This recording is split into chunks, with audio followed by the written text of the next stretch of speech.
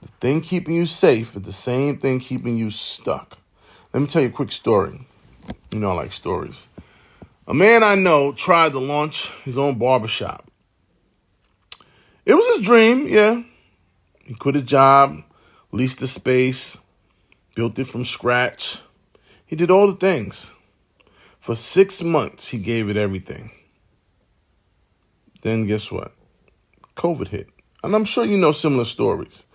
No customers, no savings.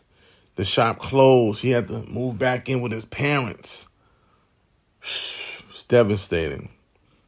And even after things opened back up and people offered to invest, he wouldn't touch a pair of clippers. Wouldn't touch them. Why? Why do you think?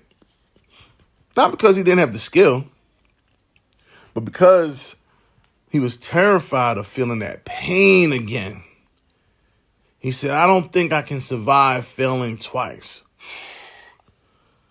You hear that? He didn't think he could survive failing twice. And I looked at him and said, but you already survived once. Hello. You see, fear remembers. It replays the failure, the shame, the loss. But faith, good people, faith rebuilds. It says, maybe this isn't the time. It's different. You don't need to leap today. Just take the step. Take the step. Open the notebook. Send the email. Cut one head of hair for free. If that's what it takes, I encourage you, good people, start small, start scared, but most importantly, start.